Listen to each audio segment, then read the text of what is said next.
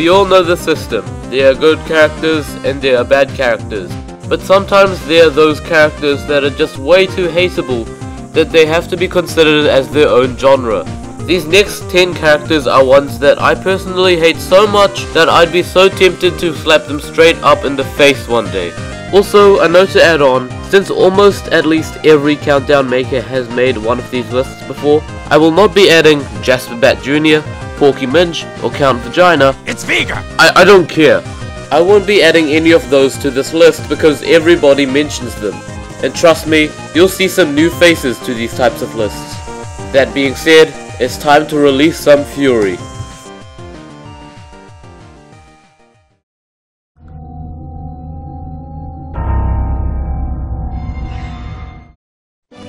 The Legend of Zelda series has a magnitude of massive epic capabilities to cause the world to literally implode on itself and all humanity. In fact, it would be a near perfect series if it wasn't for some of the dumb NPCs, most notably, Mido. Mido is the signature bully to the entire Kokiri village.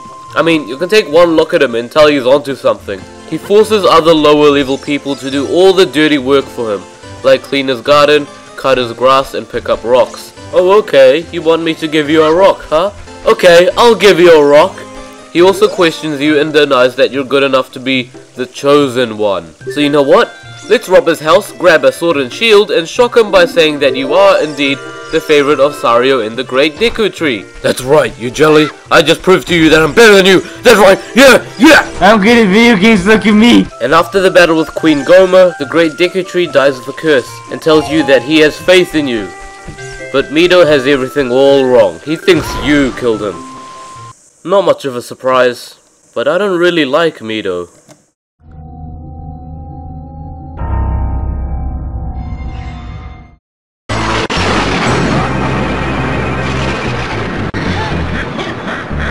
You can't beat me!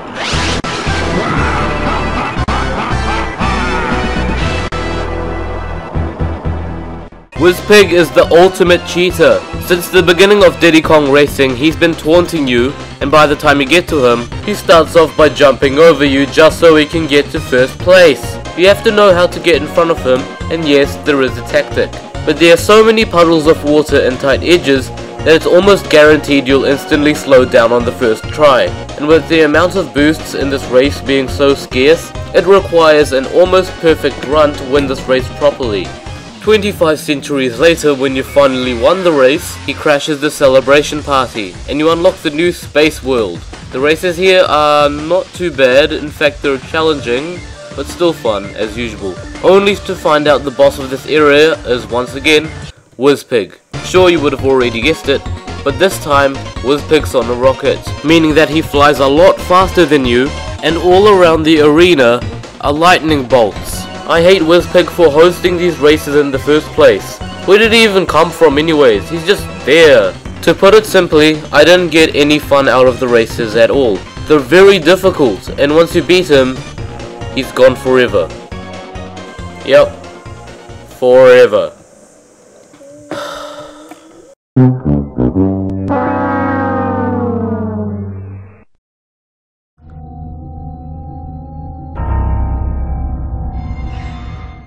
I don't know about you, but I hate Game Guy's minigames.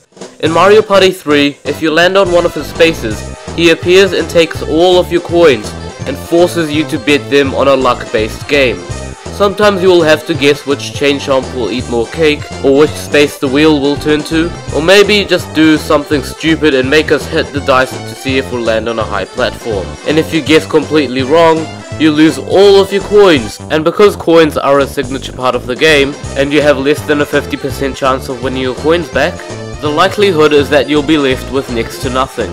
If the minigame required actual skill, like trying to knock each other off a mountain, that'd be fine.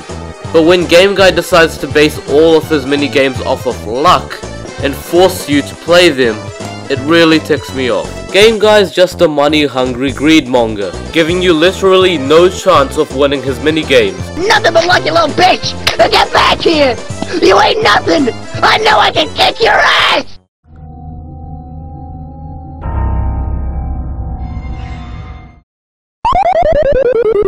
No! I could honestly care less for Ashley Graham. I know she's the president's daughter and all, but she'd be a much better character if she had just shut up sometimes. The repetition of her notorious speech pattern is enough to drive you fucking nuts. Leon! Leon! Leon! Leon! Help me, Leon! It's coming right at us! Help! Help me, Leon! Help! No! No! Where are you going, Leon? Leon! Not only that, but Leon tries so hard to save her behind from various creatures, and it's not like she's immune to them anyway. She gets kidnapped all the time, and when Leon manages to keep her alive, what has she ever done back that has been worth that much of a task? Speaking of getting kidnapped, Ashley is a horrible escort, and combining how easy it is for her to die, and how bad of a reputation the escort missions in this game already have, there is a slight consolation however. You can give her armor that makes her pretty much invincible, and it does make you seem a lot better than she is because she's so weak. But either way, Ashley Graham is absolutely intolerable. Leon! Leon! Leon! Shut up! Shut up! Shut the f up!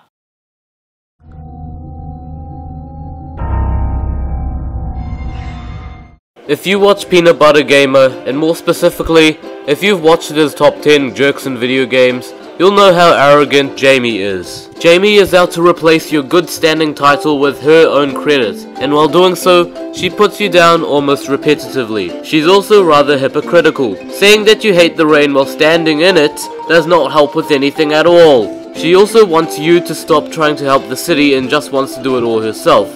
Why? I have no idea. You're basically involved in a fight you didn't want to start. She also has no friends and always complains about it. Jeez. Maybe if you stopped grumbling at me for helping, you wouldn't feel so insecure every once in a while. Oh, okay. So apparently if you give a feather to her, she acts all happy and forgets everything she ever did to you. Well, no, thank you. I'd rather give this feather to Samus Aran. Too bad she isn't in the game. Or in real life.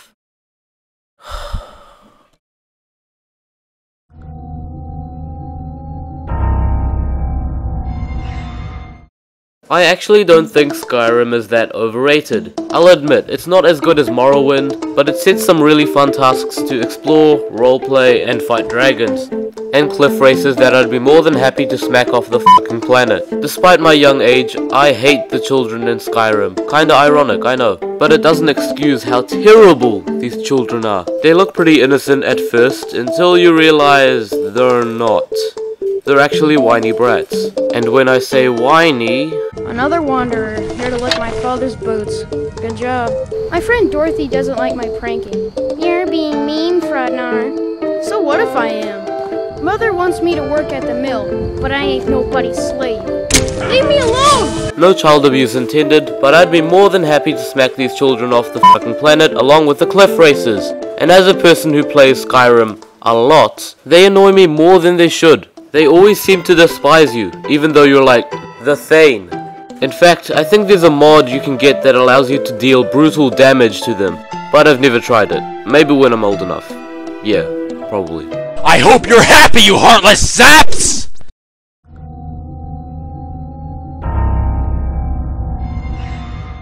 I've gotta go through this again. If you thought I was finished with explaining how bad the Canary Mary races are, you're wrong. I have to go through them again. I cannot tell you how many times I have failed these races just because my arm gets tired from mashing down the A button all the time. Canary Mary challenges you to race her by mashing down the A button all the time. But not only is there button mashing, there's also rubber band AI. So, as if those two weren't notorious enough, Rareware decided to combine the two and make the worst race ever. And you thought Wizpig was unfair. If you go too fast, she'll speed up, and she'll get in front of you. And that's basically it. You might as well just give up. You might as well just put down that N64 controller and just walk away. That's how infuriating these races are. But you don't race Canary Mary once, not twice, not 3 times, but 4 times. Call me sadistic, but I'm pretty sure anyone would agree with me when I say I'd rather leave her in that toxic cave. Did Rareware honestly not see the mistake they were going for? They're a great company and all, but I just wish they didn't make stupid mistakes like this. Why did Canary Mary have to exist?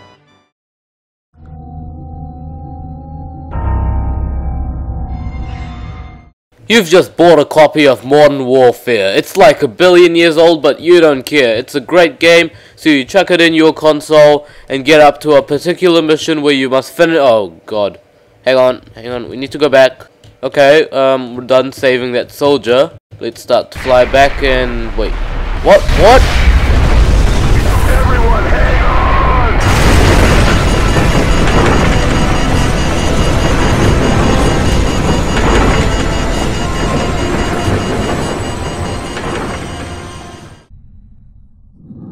Did our character just die? No, I'm being freaking serious at this point. Sergeant Paul Jackson just died in front of us, along with about 20,000 other soldiers.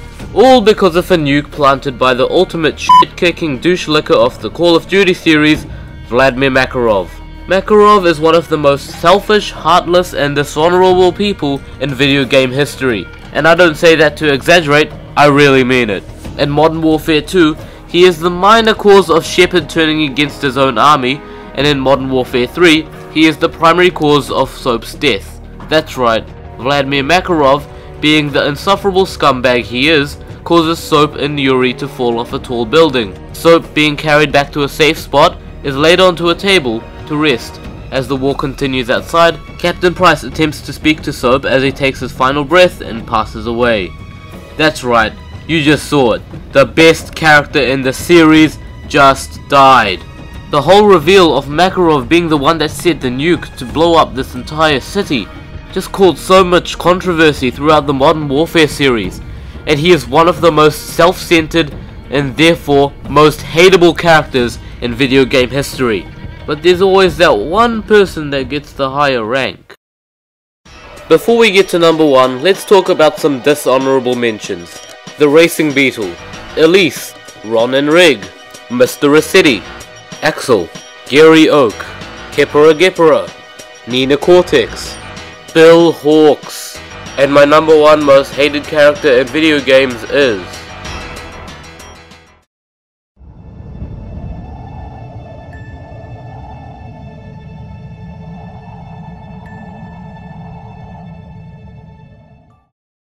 Cave Story has one of the best developing game plots of all time. Let me give a little bit of background information.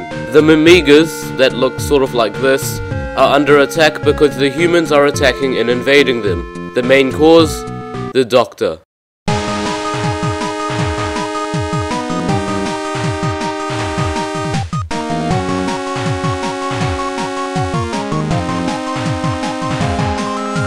The Doctor is my most hated character in video games. His actions lead to half of the deaths in the game, including half of the entire Mimiga species.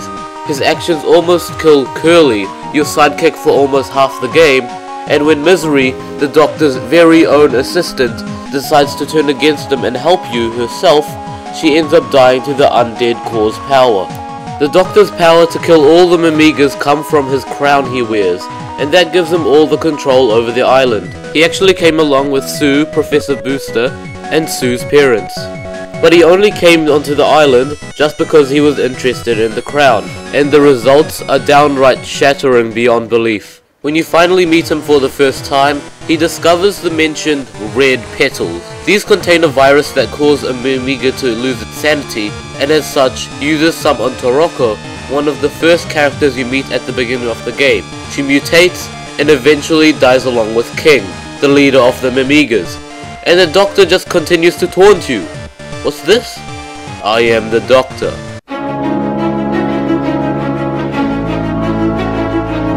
Then when you actually fight him, he uses all his power he saved up on himself and starts off surprisingly easy. Then once you're done kicking his ass, all the power causes him to strain and he mutates just like the other Mimigas. This fight is just really cheap.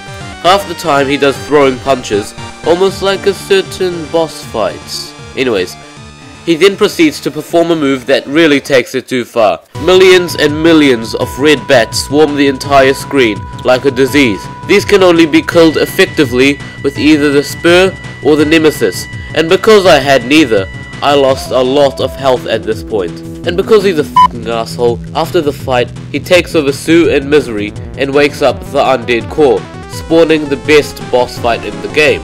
But the fact that the Doctor's spirit doesn't show a specific sign of dying out really sours this game's ending. Sure, afterwards, there's Ballos, but he's hardly worth talking about. Neither is the Doctor. At least Makarov had a satisfying death. And when you kill the undead core, the island falls down, all the Mimigas die, and only you, Sue, and her family, and her assistants survive. There's a way to save Curly and fight Ballos to somewhat save the island in a way, but that's way too difficult. I cannot tell you how many times I've died from that. Either way, it's the Doctor's actions that caused all of this. He wiped out most of the population, he caused more emotional controversy than Makarov. This incredibly powered, really selfish, and cheap excuse for a character is my most hated video game character. I am MasterJakeStudios. Okay, you know what? I'm done with that. Okay, let me make it straight. The Doctor sucks, he's a backstabber, he's a power-hungry greedmonger, end of story.